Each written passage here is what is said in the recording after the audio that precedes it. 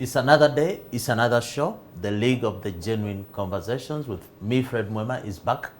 We are continuing our discussions of counterfeits, fakes in the trade, in the business, in industry, in basically everything that affects our life. But today we have a special edition of Guest of the Month. As you know, every month we get somebody out there from the public, a consumer, any personality to come and join us here on the set to discuss this important but ignored subject of counterfeits, fake products and services.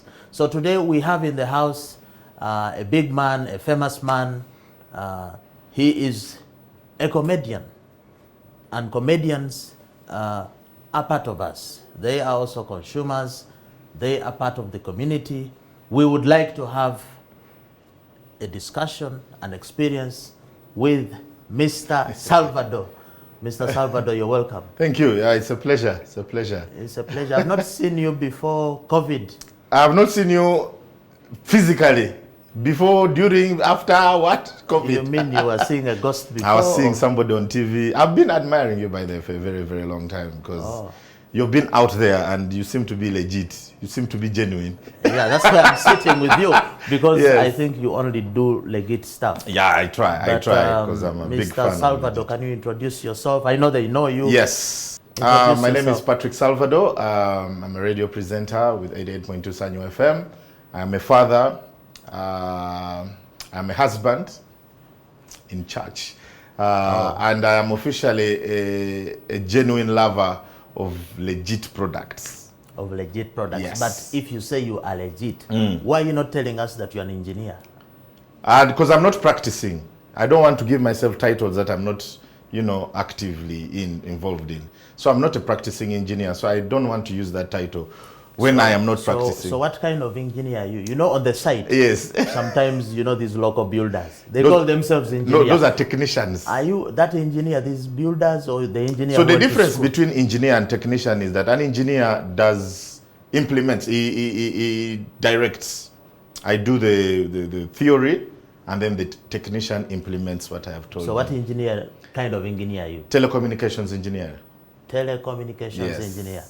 So if you are still doing engineering, you'd be the guys to switch off internet. So before, in my life, when I was still in the telecom world, I was working in the fixed lines department. So your phones, your landlines, your cabling, the internet, anything that had cabling, I was in that department. So when did you leave engineering to start comedy? 2011. August 2011 is when. And why would you spend all these years studying engineering only to abandon it? Well, I was doing engineering because it was a passion, it was practical. Yeah, but I went to school, I did my 4 years, and nothing I did at school was in the practical world. But except abbreviations of terms of engineering jargon. Those are the things that really helped me in the telecom industry. And then when I started working, it was interesting, but we were following a guideline. And as an engineer, that limited me, because I went to school to be innovative, to create solutions. But here I was working on a solution which was already there, following guidelines. So it was boring. So it became boring. Yet I thought I would be there thinking outside the box, creating solutions that are going to help people. And it was painful. Let's not talk about the boring engineering stuff. Boring. Let's talk about something more interesting. Yes. The comedian. Salvador. How does this begin? It began in 2009. There was a competition on one of the TV stations, the reality show. They were looking for the funniest man in Uganda, and I enrolled. My sisters pressured me to enroll because I was the funny guy of the home. So when I joined, it was going from strength to strength, because out of 1,000 auditioners, I was in the top 100. I went on to the top 40, to the top 20, to Where the top was this 10. In Kampala? It was in Kampala Theatre La Bonita. There was a competition. Top 5, top 3, top 2. And then Emunyankole won. This is why do you have to say do you have to say Emunyankole won? No, just to let you know that it is life. It is life. Yeah. I actually watched one of your skits, and you are claiming that You are from the West. Yes. Because you are from West Nile. Yes. Does that explain your Nyankole connection? Yes, because to be successful in Uganda, you have to be connected to the West somehow. To the West Nile? No, to the West. To the West. Yeah, just that word is enough. Some of the things that people say about you is that because you're from West Nile, yes, they say either you're a descendant or you are a relative of Idi Amin, our past president. And so there's a debate there. Idi Amin looks like you or you look like Idi Amin. Has that debate been resolved? It was resolved because he was the first to come through. He was the first Idi Amin to be around. Okay. So I'm the second one. But even me, I used to wonder, because the resemblance was really there. But is it there apart until we did the way DNA. You pull your eyes? At the age of 24, videos. I hope we have at some the age videos. of 24, I had to ask my parents for a DNA just to be sure that there was no connection. That my mother did not play around. You know that man loved women. But you were born 6 years. Yes. After Idi Amin had fled. And after he had fled. Yes, you never know. There is Bluetooth. And what's There's online. You were conceived through Bluetooth. Through online. You know, nowadays we are going take digital. So yeah. But anyway, the resemblance aside with Idi Amin. Yes. Idi Amin was a very comic guy. Yes, he was. Is it possible that he inspired you? Totally. He didn't even just inspire to do me. comedy. Yeah, he inspired me because he was a guy who spoke his mind. You people must work with the determinations, and all other peoples, you must teach them to work with the determinations. If I go sometime even in the Ministry of Defense, I will not find even some commanders there in their offices. I know this. I've been telephoning several times, checking with them, I can't find. You must put your contribution. If I found you not to attend cabinet 3 times without reason, you are out of government. And as a doctor, you must be very clean, very smart. You behave very well like a person. And also, you are not too drunk. You are the one who should advise the public. You should advise General Amin not to drink. This is very important. And that's what I do when I'm on stage. Besides the comical side, I speak my mind. I don't like bottling things inside me. When something is in me, I just speak it out. And unfortunately, that has not gone the right way with so many people. Sometimes it goes the wrong way, sometimes it goes the right way. But at least I would have let it out. I'm at peace with myself. That is one of the qualities Idi Amin had and that I admired. Besides the comic, he was a doer. When he would say, I want this, it would be done. He would not delegate and he would follow up always. So that's what is letting us down. One of your taglines or the things you are known or that identifies you is that you are a man from Ombokolo. Yes. I thought you were faking about it. But when I went online, I saw Mr. Google was telling me Ombokolo is actually there. Yes. There is, I think, a lot of information about Ombokolo. Yeah. More than any of the other bigger towns. So is it Salvador who made Ombokolo famous or Ombokolo made Salvador famous? Ombokolo made Salvador famous because without Ombokolo there would be no Salvador. Salvador just complemented what Ombokolo gave him. But before Salvador, yes, I don't think Mr. Google knew Ombokolo. Eventually there would be somebody to bring out Ombokolo. Eventually. So it was just me that came out first to put Ombokolo on the map it deserves to be. So you made Ombokolo, basically. Ombokolo made me, but I boosted it to be known. You are a booster. Yes, I'm a booster. Many people are not proud of their origins. Many people would want to fake it. When you see them around town, you think they were born fake it until you make it. They were born on Kampala Road. Yeah. You know? Why are you different? Why are you very proud of your because heritage? When my time on earth is done, that is where I'll be laid to rest. So I have to be proud of the place where I'm going to end up in when I'm still alive. Sagala kusimanga ngenzi. Yes, njagala kusimanga wechiri.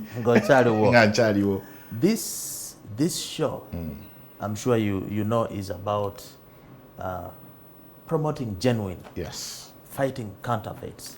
You've watched some of our Yes. videos. Have you been familiar with the subject of counterfeits? Yes, before the show I was familiar. I knew there was counterfeit products, but it was normal. I didn't know that it would be something that there would be an entity to sit down and think about how to stop it. Because I had normalized it, because that's how we have decided to live our lives.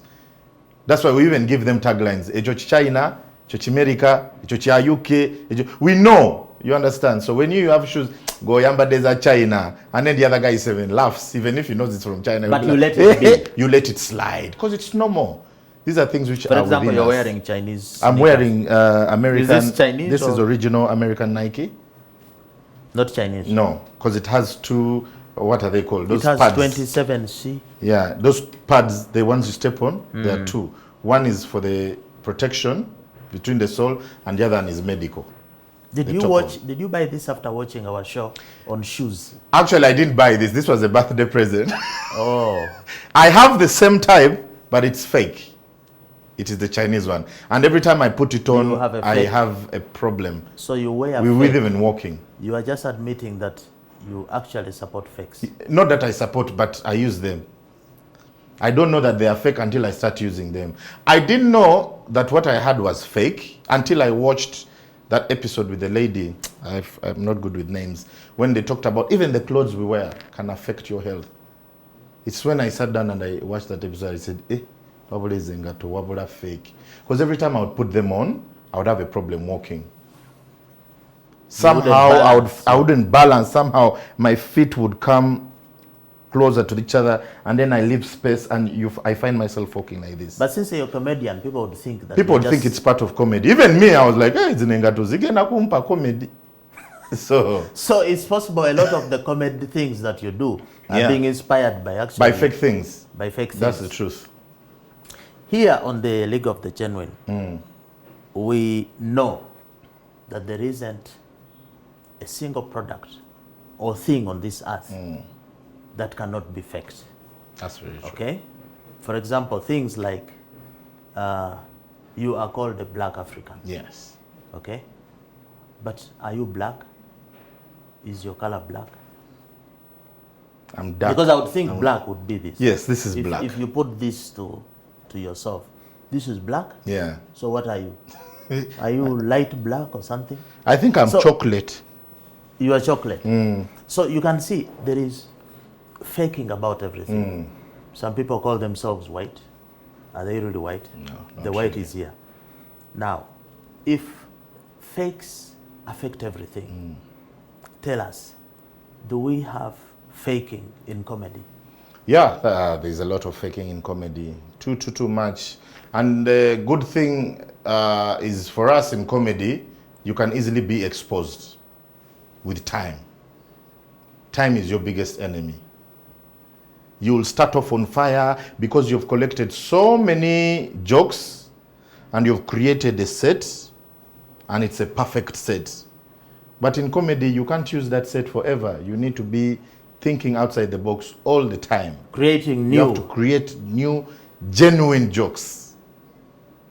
So time will tell whether you are fake or you are genuine. I am in my 12th year of comedy, and I can say I think I am genuine because I've been consistent, and there has not been so much talk of Adamu jokes, akola chino, akopie zono, akoze ichi. So it also gives me some pride. That's why when I was contacted about this, I was very, very intrigued to be part of the conversation of genuine stuff. So are you saying that in comedy also you have people who copy? Oh yes, too many. So one comedian can copy your joke. Yes, and they will even do it better than you. But the consistency of copying all your jokes is what. Like for me, it's very hard to copy my Ombokolo jokes because they are mine, they are original, they are from home. My experiences are going to be totally different from yours. So it's very hard. But these generic jokes, omukazi yaduse wano, omusajja yakoze kino, yakoze ki. That's why you find, especially the local language comedians, they circle around the same things. They twist it a little bit, but the topics, the subjects are always the same. They're always the same. Yes. I know you've made some really funny jokes, and surprisingly, you make them about your own people, Yes. your own village. Yeah.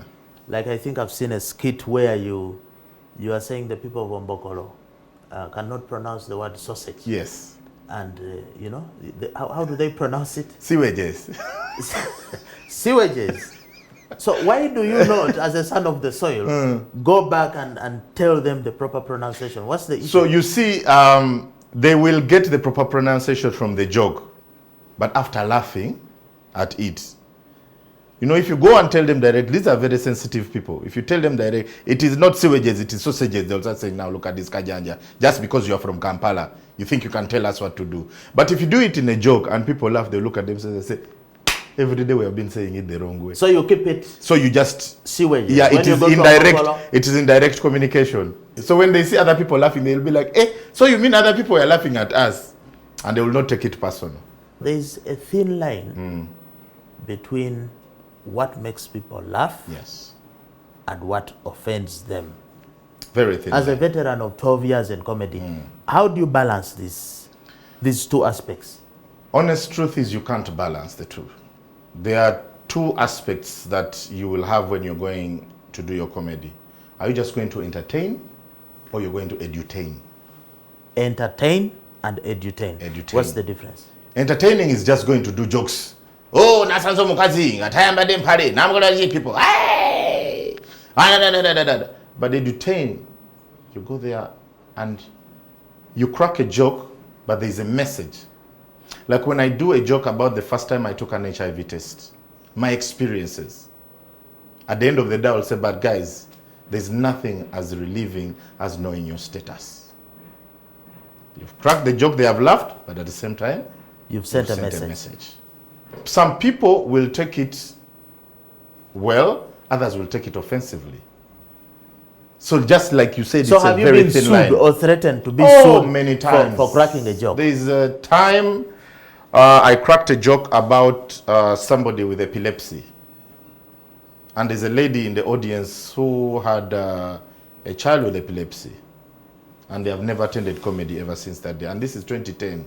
So we lost a comedy fan. In the UK, I did a joke about somebody who stammers. And after the show, I was attacked by a lady who had a son who stammers. And she said, you did very, very well until that last joke. You crushed me. Oh dear. So they felt offended. So do you have some kind of censorship, self-censorship? Yes. So how, because you're joking about real life situations. Real life and situations. therefore you must touch one aspect or the other about life. So how do you... To safeguard myself, there are some topics I avoid. I avoid disability. I avoid religion. A thing that unites so many people. I avoid those discussions. But how come you don't avoid women? I you can't guys avoid... make fun of women or men. I mean, those are very... Bali bakupudeko, Fred.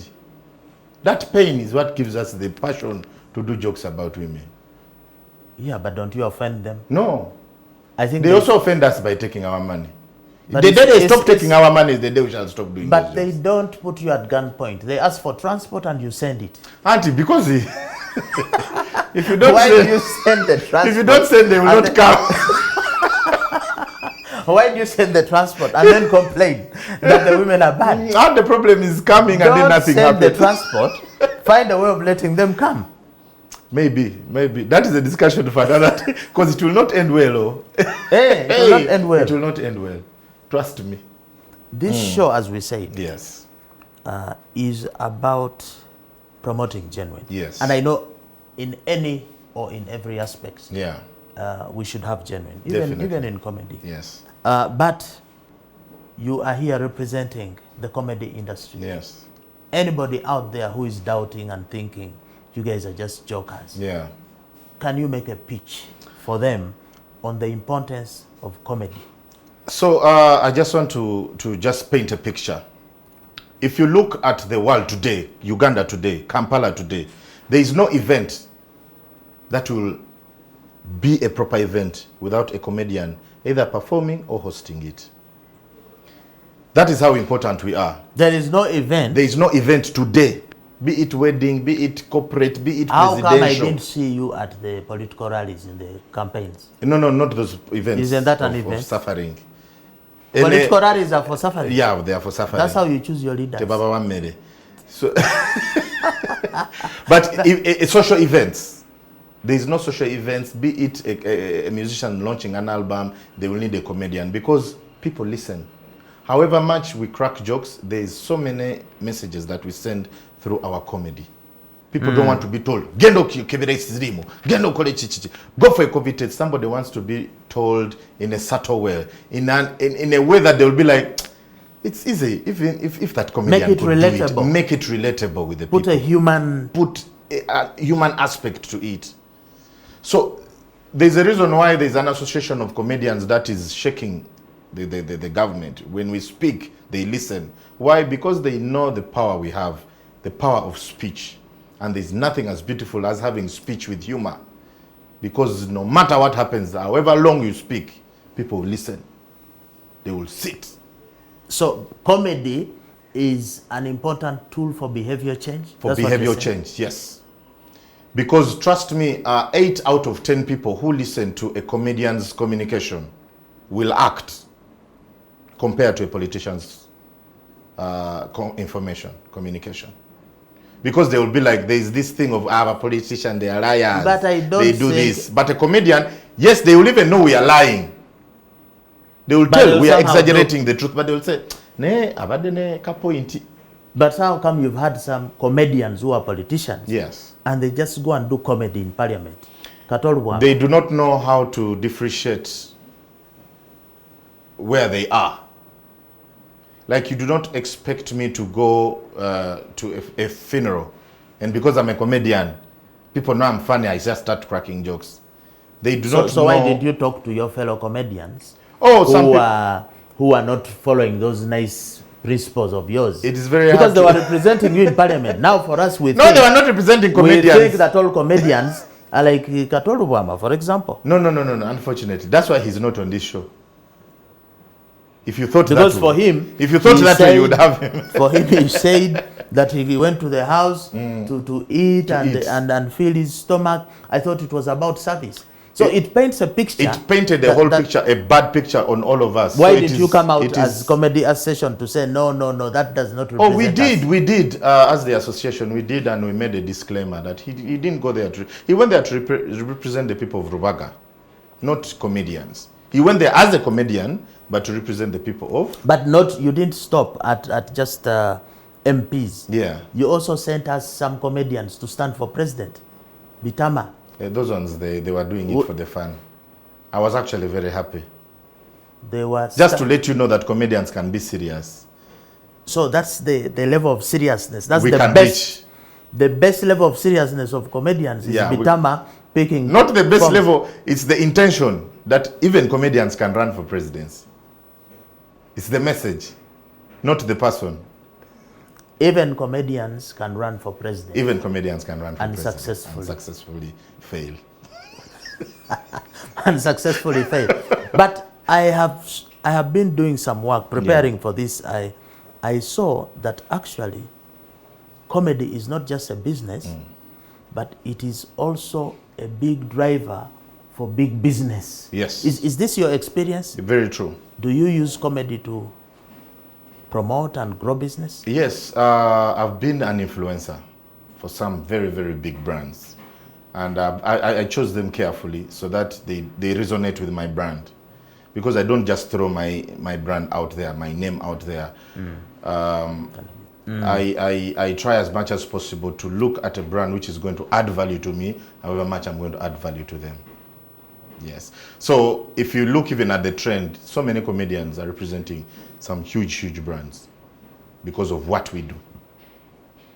Because of what you do? Yes.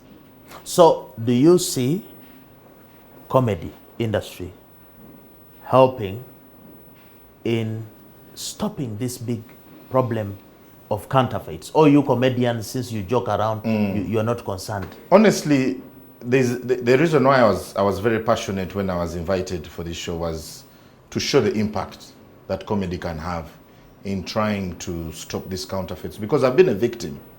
I've been a victim of counterfeit. I'm a family man. I have children. I have had situations where I've spent a lot of money on treating my baby because they had the wrong formula.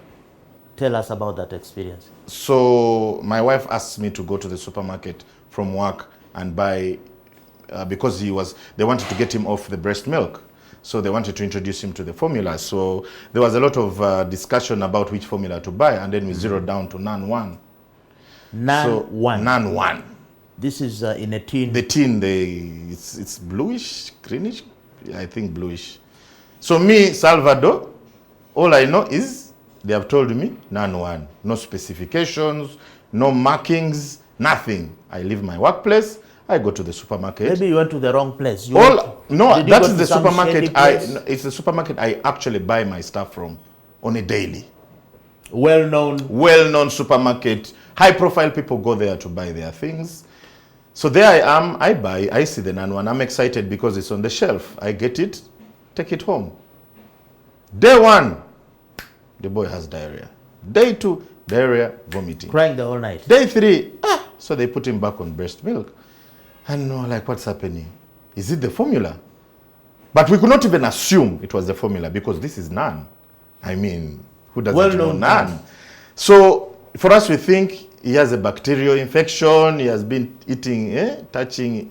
We take him to the hospital. They check. Indeed, it is a bacterial infection. This is a nearby clinic, not even a hospital, nearby clinic, because it's next to home. They give the medicine. The boy stabilizes. The mother takes him off breast milk, back to our usual NAN. Because it's expensive. And me, I don't want to see things go to waste. Because I hope you didn't consume it. I took it. I don't let things go. I had to drink it. You took the fake NAN. Me, I can handle my diarrhea. You took... Salvador, I couldn't let it... I couldn't let it go. You see... You know what? You are so mean. Me, all life... Are you a member of the Stingy Men's Association? Not that. You see, they say that when something does not go well with you, maybe you are allergic. That's the word we use when we want to have an excuse for counterfeit. Oh. Have you noticed? So many people, when they eat something that's counterfeit, they will say, I'm allergic to this, not knowing it's actually fake. It's but fake. Then there are those like Salvador There who know it is fake. Now, I didn't know it was fake. Like I've told you, I'm just learning this fake, it's counterfeit thing now. Fred, this is NAN.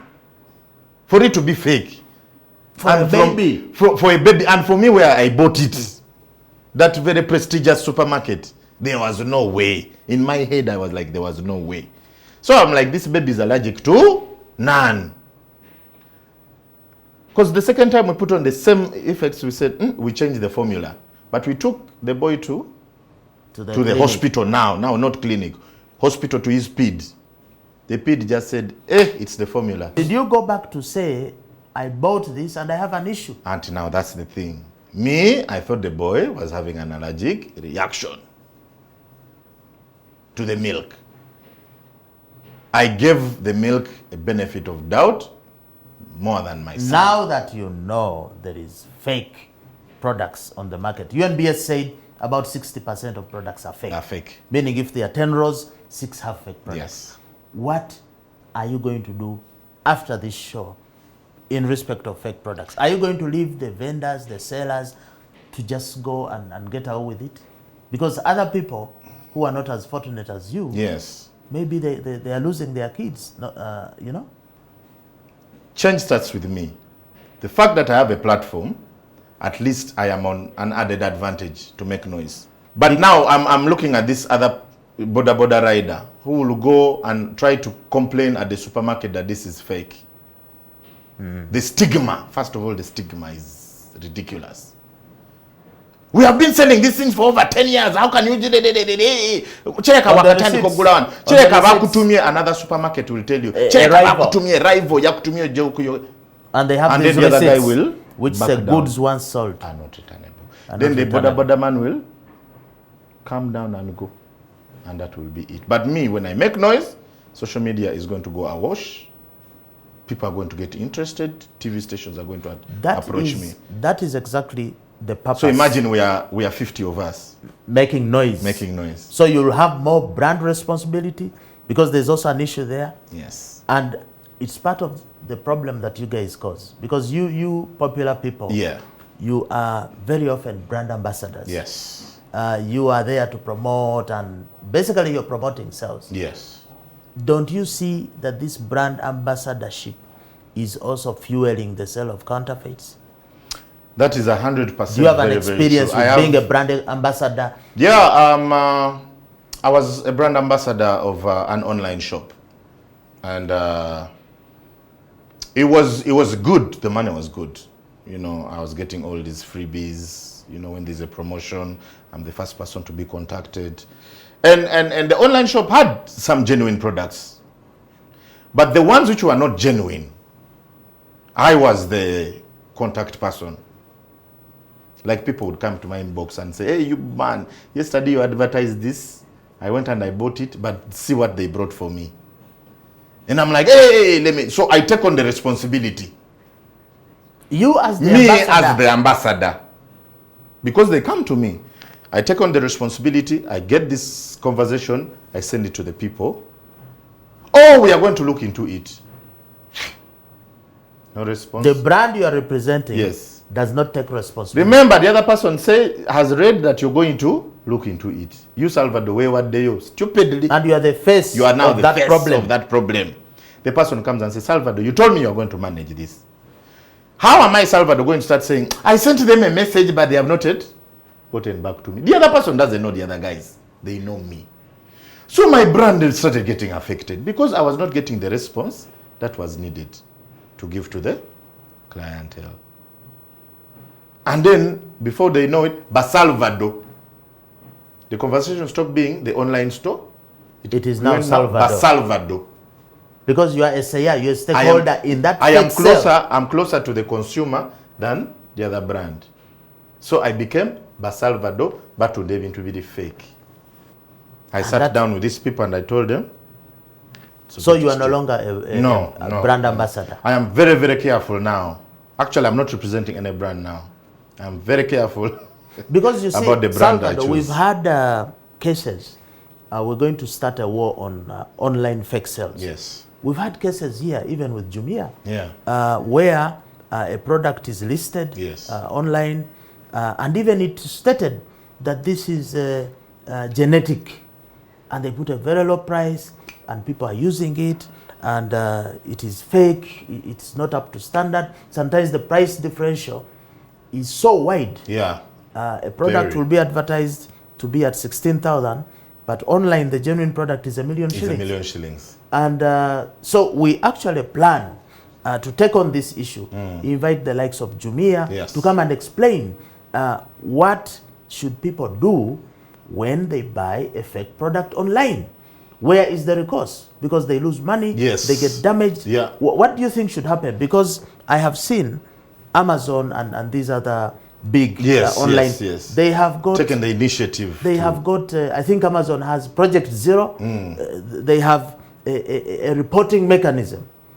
If you buy something fake, this is how you do it. They even have an anti-counterfeit policy for those suppliers not to supply. What do you think should be done in that area, since you're even a big online honestly fanatic buyer? the brands should open up. Let them take the initiative of trying to sensitize their buyers, their clientele on the genuine products. Put a red flag when a product is not genuine, because they are a vessel. You order, they help you buy. They are not the So there should producers be of the a things. sieve. They are to be a sieve, so that me, the final consumer, I'm safe. Not I buy and then when there is nothing as bad as the return policy of some of these online stores here in Uganda. It is the worst thing. So I order a ladder on the online store, and on the picture, It's super. the ladder is what I wanted all my life, and it is very cheap. I went to Senena, the same ladder, Cost me 3 times. Was 3 times the amount. I said, no, I'll get this one cheaper somewhere. I went to this online store and I saw the same ladder. 3 times less. I said, oh, Salvador, you'll be stupid not to buy this ladder. Pay using mobile money. Sent the money. Sent the money. 3 days later, they brought the product. Fred, if I tell you that you see my weight, it is small. That thing on the first thing, the whole thing would break. It was first of all narrow, like this. I could not I could not fit two. But why did legs. You take delivery? Because so when they brought it, you have a right. Yes, I told them, no, this is not what I ordered for. I showed the delivery guy the picture. Do you know what the delivery guy told me? Maybe let's send somebody else to take it. I said, no, you're the one who brought it. I have the paper which says in case you are not satisfied with the product, return it within 7 days. I am returning it within less than 30 minutes. And the reason I'm giving, this is not what I ordered for. Take this paper with the product. They said, bro, man, you know these people, for us, when we take it, they cut our money. Oh, my God. I told the bro, how much money will they cut? If they cut it, don't worry, I'll pay it. But take this thing back. I don't want it in my house. So they took it, and then they made phone calls.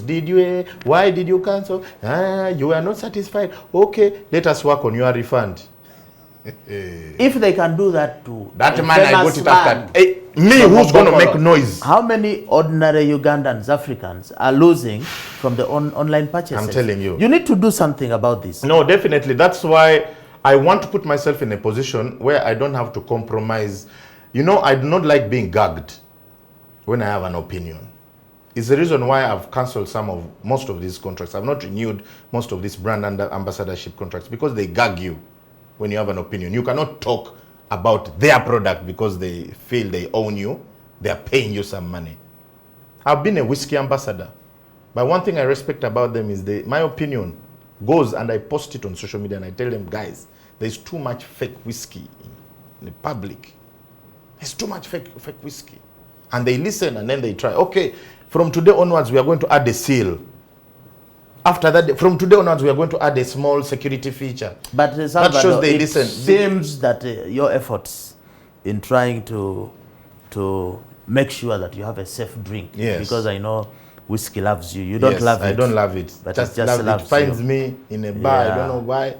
And it loves you. We knew in advance that, but you may not drink here. Well, we have some samples of whiskeys for the benefit of the listeners or the viewers. Yeah.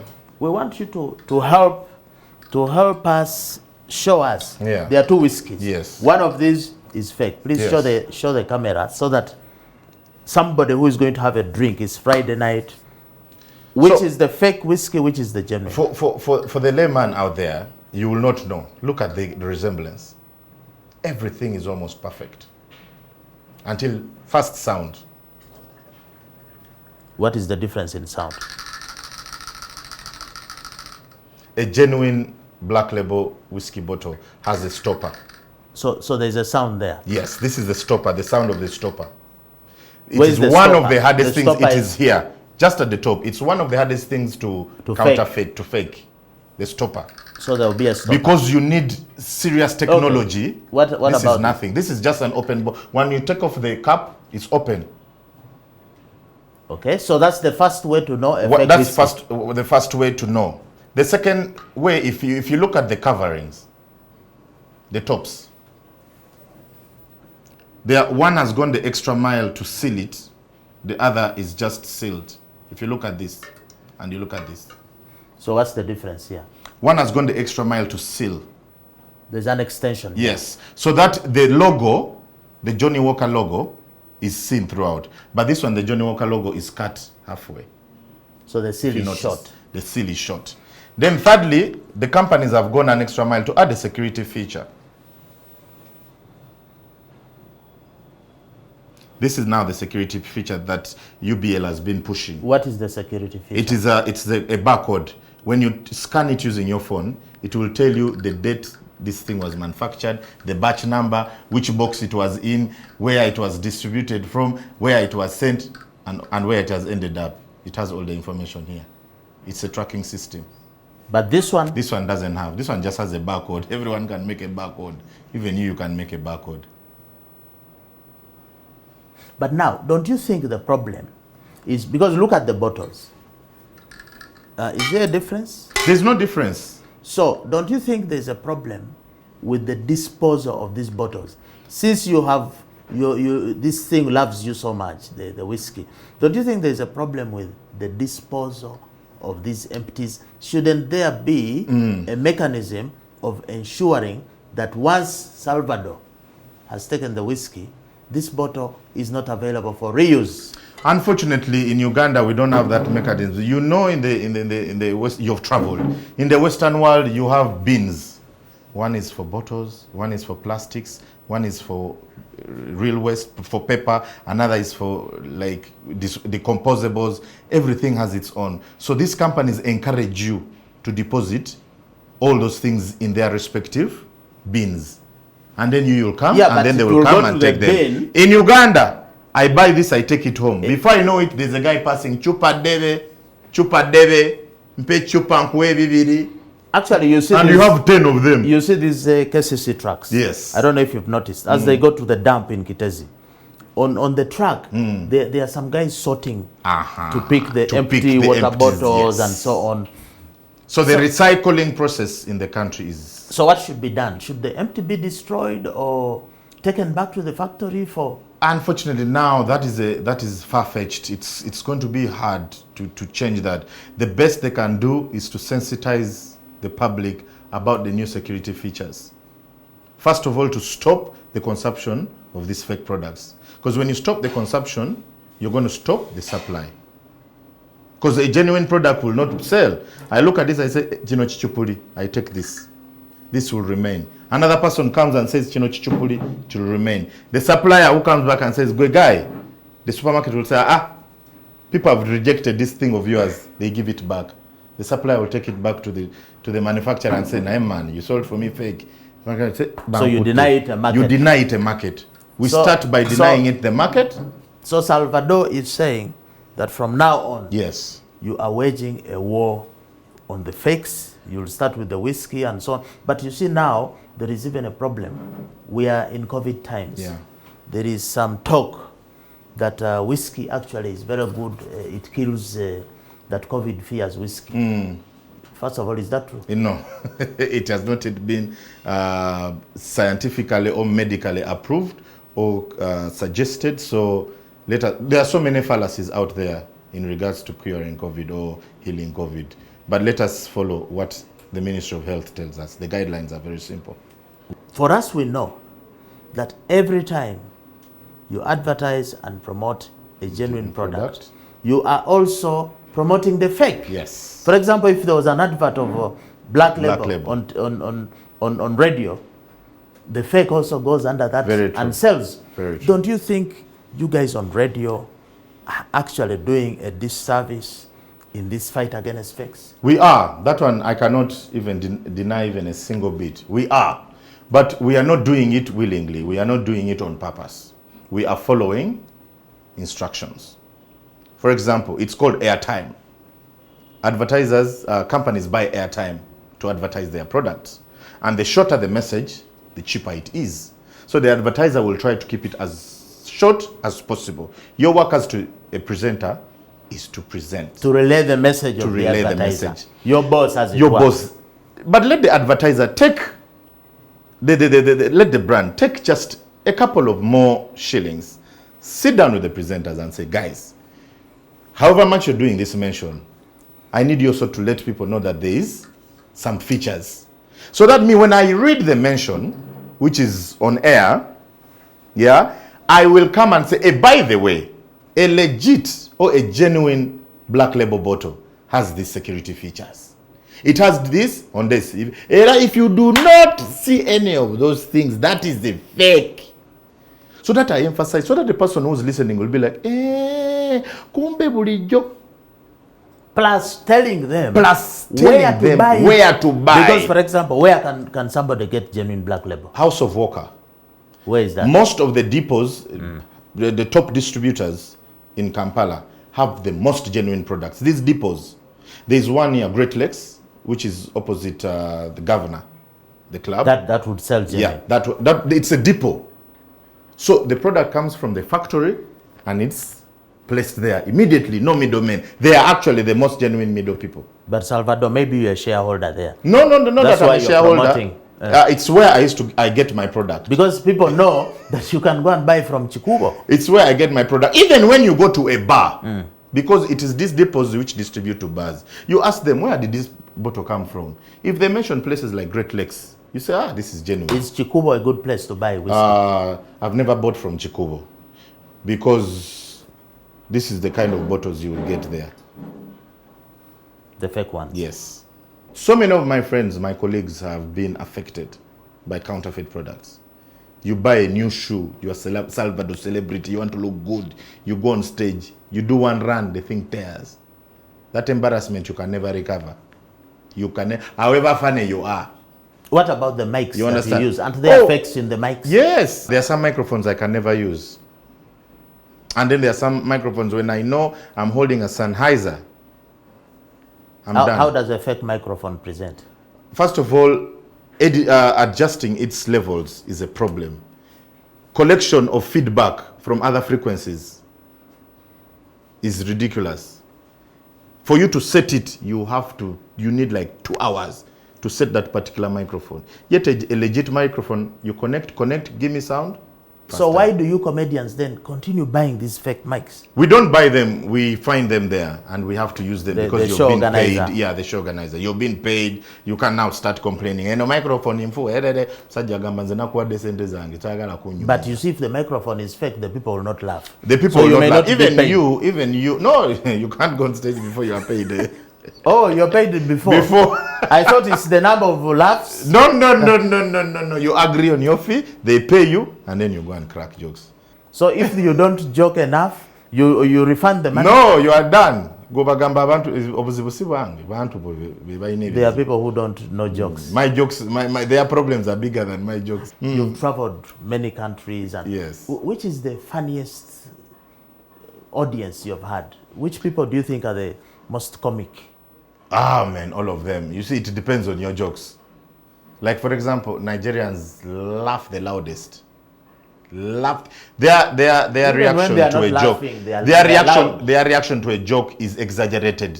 They will carry chairs, they will throw tables because they are laughing. Your Nigerian fans. Yes. No, I know them because I love it. I love how they react. They know it themselves. So they will be throwing at you money. They fall and they put the legs up. They slap each other. Laughing to your. They're laughing to your jokes, and then the calm guys are the Kenyans. Oh. Yes. They laugh intelligently. They are calm. They will Kenyan, South Africans, they are calm. Even Ghanaians, they are calm. But the Nigerians, they make you feel like Nchikubye. Like when you leave stage, your esteem is beyond the roof. I think that's why their artists are doing well. So you want to relocate to Nigeria? If I could, I would. But I can't. And because their weather yours is bad. truly, the Ugandans. Oh, now one thing about Ugandans is Tuasa Sudde. Meaning? Ugandans follow the minority, not the majority. Like if there's one guy who was not happy in the audience, the people around him will not be happy. Oh no guy, so the other guy already has the bias. So even before you start, they are judging you. Yet we are supposed to be relaxed. But you are on the stage. How do you get to know those conversations? I know this is the kind of feedback we get. You can't make everybody laugh. Sometimes I've seen some of your skits. You crack a joke and you also laugh. Hey. Is that a trick to make the audience laugh? Most of my jokes I made on stage. Most of my good jokes, I make them on stage. So like, even before I practice it, I'm also cracking it for myself. So you first laugh backstage? Before, no, there's a time I performed for a malaria consortium. Their leadership was saved. So there was no alcohol on the show, on the party. I tell me I love people who have drunk a bit and they have loosened up a bit because it's easier to make them laugh. So I cracked all the jokes I knew about Jesus. And what happened? They laughed, but they had not had enough. And even me deep down, I felt I had not Underdelivered. So I knew. Like what joke did you crack about I cracked. Jesus? I told the jokes. I told the joke of Jonah when he was swallowed by the fish, of Moses when he led the Israelites from Egypt. Like what joke? Give us a sample. It is a long one and it has to be paid for. You can give credit. You can give us credit. So after cracking that joke, I had felt I had not given my all.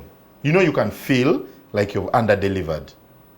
However much people are satisfied, but you as the performer, you can feel you've underdelivered. So I started a new joke there and then about... Right there on stage. There on stage. And as I made it up, I also found myself really laughing. So my laughter and the fact that I was making up a new joke, that was really funny, made everything just funny for the other guys. Because the joke was about the presidential, when he said, you know, that time when there were border guys were assassinating people. And then the president came out and said, when you see a border following you, park and you sort it out. So I got drunk when I was in a club. I went with my friend who was supposed to be the designated driver. And then the man disappeared. So you jumped on a border? So I went to because my car was there. I went to my car and I realized that I could not drive. So the problem with alcohol, it can make you intelligent for a very short time, but it will give you long-term memory loss. So I called my boda guy from Charlie Wajala to come and help take me home. But when he came, now all the intelligence had disappeared. I was now on the intelligence zero. Of yours. Yeah, because of the alcohol, because that's what alcohol does. It makes you intelligent for a certain period of time, then after that... Switches off. That's why drunk people tell the funniest stories, and then after that they become a nuisance. So you are now with the border guy. So I'm with the border guy, and then the intelligence is gone, and I tell the border guy, Omanyi, emotoka sijireka wana. Ego ontasa. So ngenda vuga. Ongoberere. Intelligence has gone now. Me, I am now thinking... You have stopped the border guy. Yes, he has come all the way from Charlie Wajala to Centenary Park. But you tell him you will not leave the car. I told him I'm not leaving the car here. Yet the aim was for me to sit on the border, take me back home. So how did you sort it out? So I told him, Ngoberera, wondabanga I'm overtaking me and put on the double indicator. I will realize that I'm what? I'm overspeeding. So we started very well from Centenary Park. He was following me. Up Airtel. As we were going towards Kololo, I was overspeeding. He overtook me. And then I said, hey, I'm overspeeding. I reduced. Then we went Kololo, heading towards Acacia. I overspeed again. He came and took me. Then as soon as I branched, that's when the short-term memory loss came in. Me, when I looked in the rear mirror, I saw a border following me. You remembered what the president said. Now I said to myself, the state I'm in, I cannot sort out this guy. He seems to have a gun. So you fled. The best I can do is to scatter. I stepped on it. The man also stepped on it. I took this turn, he took this turn. I said I am finished. I drove to police. To report the border. The man was hooting me. When I was about to reach the police station, I said, shouting, police! They are killing me! Then the guy behind was shouting, Tata Abi! I even told police, he even knows my name! He's coming for you. When I reached the police station in Chira, I jumped out of the car. The man also parked and jumped out. Police came with guns and said, what's the problem? I said, this man. It was my border guy. So when did you recognize him? When we had reached police. Then police asked what's going on and the man told the story. So the police asked me, so you mean you are drunk? I said, yes. And you've been driving? I said, yes. He said, okay, if I sleep here. So at the end of the day, I told them, guys, don't drink and drive. So you went in? I went and I slept there for 2 days. Wow. So it was a funny story, but at the end of the day... Comedy is powerful. It's very powerful. Comedy makes people laugh. Yes. Do you see a relationship between comedy and counterfeits? Yeah, it's there. For example, this is a very far-fetched example. I do a show. This guy convinces this girl, we're going to show you Salvador. It's going to be perfect. Indeed, they come for the show. I've made them laugh. The girl is very excited. They have had their drinks, they go. And then they use counterfeit protection. And in the morning, the girl is like, they use counterfeit. Morning after pill. And 30 minutes of laughter at Salvador's show is going to give you 9 months of misery. Of pain and misery and backache. So comedy has caused misery. So comedy makes people cry as well. As well it does. Laugh, there's a slogan that came up in the discussion we were having yesterday. Laugh safely. Laugh but safely. At the same time, be safe. But how do you be safe? By taking care of this body. We only have one. And how do you take care of your body? By knowing what goes in. Consuming genuine. We know what comes out. But what goes in is what will affect what comes out. And the only thing that goes in should be genuine. From food, from the clothes we put on, from the water we shower. You give me an example of that water thing. Up to now, I've not showered. Because but you fear the truth is out there. We need to take care of ourselves, and we are our brother's keepers. If you know an information about a fake product, don't keep it because you have original. You find some people, they have original phones and they ask them, wajiguze wanagamba, tojaji sobola. You understand? We do not want to recommend good things because we want to keep the good things to ourselves, not knowing that we are killing, not even just you, but even me. It generally affects everybody. It affects everybody. Here on this show, we have an acronym of DANKANI as the drivers for counterfeits. Yes. Failure to differentiate, aspiration, convenience, negligence, yes. Ineffective cooperation, affordability. Yes. What do you think is that one thing that is driving the selling and buying of counterfeits in your world? I think I'll get two: affordability and negligence. Affordability and negligence. Have you seen a promotion in the supermarket whereby you go, let's give an example, to Game, and Blue Band is 10,000, and then you go to ShopRite, it is 9,999. Which one will you buy? Well, I don't do a lot of shopping, but I can imagine most people would go for the 9,999.